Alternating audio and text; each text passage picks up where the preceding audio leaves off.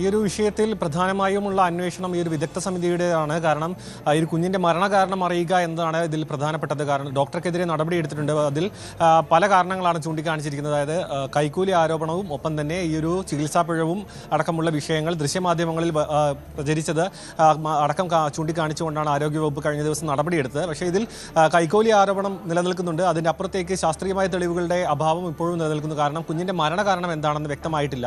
ബന്ധുക്കൾ പറയുന്നത് കുഞ്ഞിന് ജീവൻ ഉണ്ടായിരുന്നു. പക്ഷേ ആശുപത്രി അധികൃതരും ഡോക്ടറും പറയുന്നത് ഈ കുഞ്ഞ് മരിച്ചാണ് ഈ ഒരു പ്രസവം നടന്നത്. അതായത് ഒരു ജീവൻ ഉണ്ടായിരുന്നില്ല കുഞ്ഞിനെന്നായിരുന്നു ഡോക്ടറടക്കം പ്രതികരിച്ചത്. പക്ഷേ പിന്നീട് ഈ ഒരു പോസ്റ്റ്മോർട്ടം നടപടികൾ ഇന്ന് അവസാനിച്ചു കഴിഞ്ഞു എന്നാണ് ലഭിക്കുന്ന വിവരം. കുഞ്ഞിൻ്റെ മൃതദേഹം ബന്ധുക്കൾക്ക് വിട്ടു നൽകുകയും ചെയ്തിട്ടുണ്ട്.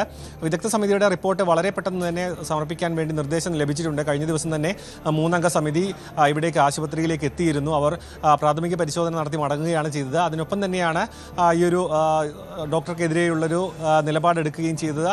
നിലവിൽ ഈ ഒരു ശാസ്ത്രീയ പരിശോധനയുടെ ഫലത്തിനായാണ് ഇപ്പോൾ കാത്തിരിക്കുന്നത്. അതിനൊപ്പം തന്നെ വിദഗ്ധ സമിതി ഈ ഒരു ആശുപത്രിയിലെ രേഖകളും മറ്റും പരിശോധിച്ചു എന്നാണ് ലഭിക്കുന്ന വിവരം. ഈ ഡോക്ടർക്കെതിരെ ഇതിനു മുൻപും സമാനമായ പരാതികൾ ലഭിച്ചിരുന്നു എന്നാണ് ആരോഗ്യവകുപ്പിൽ നിന്ന് ലഭിക്കുന്ന വിവരം. ഈ ഒരു വിഷയത്തിലടക്കം ഈ ഒരു അന്വേഷണം നടക്കുന്നുണ്ട്. സമാനമായ രീതിയിൽ ഈ ഒരു പ്രസവത്തിനായി അഡ്മിറ്റായ ഒരു യുവതി വളരെയധികം ബുദ്ധിമുട്ട് അനുഭവിക്കുന്നതായും അത് പരാതി ആരോഗ്യവകുപ്പിന് മുൻപാകെ ഉണ്ടെന്നാണ് ലഭിക്കുന്ന വിവരം. അതിനു മുൻപും അതായത് ആഴ്ചകളുടെ വ്യത്യാസത്തിലാണ് ഇത്തരത്തിലുള്ള സമാന സംഭവങ്ങൾ ഈ ആശുപത്രിയിൽ നടക്കുന്നത്. അതുകൊണ്ട് തന്നെയാണ് കഴിഞ്ഞ ദിവസം കനത്ത രീതിയിൽ പ്രതിഷേധം ഇവിടെ നടക്കുകയും ചെയ്ത് രാഷ്ട്രീയ കക്ഷികളും ഒപ്പം ബന്ധുക്കളും ഈ വിഷയത്തിൽ കനത്ത രീതിയിൽ പ്രതിഷേധം രേഖപ്പെടുത്തിയിരുന്നു. ഒപ്പം തന്നെ ഈ ഒരു സസ്പെൻഷൻ മാത്രം പോരാ, ഇതിൽ കൃത്യമായ അന്വേഷണവും അതിനൊപ്പം തന്നെ കൂടുതൽ കർശനമായ നടപടിയിലേക്കും കടക്കാനും നിർദ്ദേശം പ്രക്ഷോഭകരും കുടുംബവും മുന്നോട്ട് നിൽക്കുന്നുണ്ട്.